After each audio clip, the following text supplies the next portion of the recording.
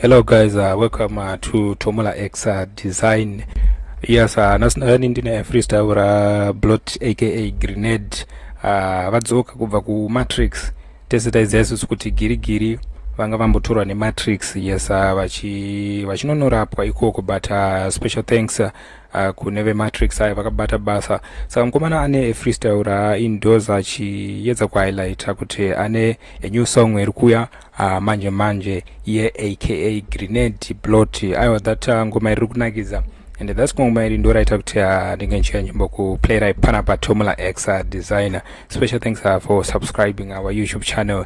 Yes, keep on subscribing. Right, saka pandikuseya nini mchinzwa a freestyle, a new freestyle from Blot aka Grenade. Ngoma irakarekodwa kwa CYMPLEX, ndo kwarika rekodero.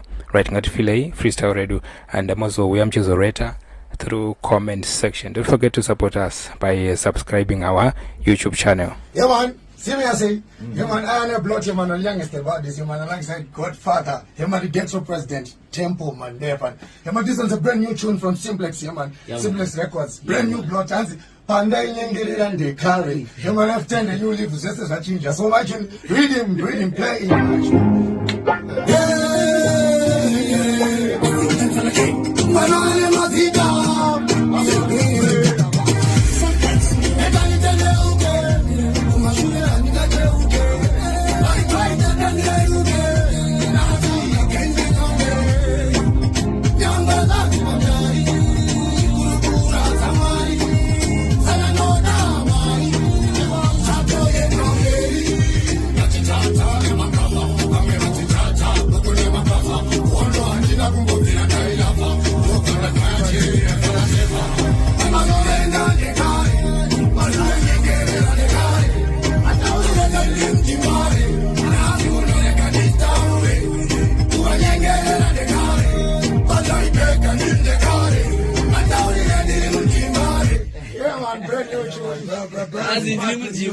Godfathertempleman alongside Grenade. Yeah man, it's happening. Brand new 2025. Get ready before the year ends. Yeah, man. See me I say.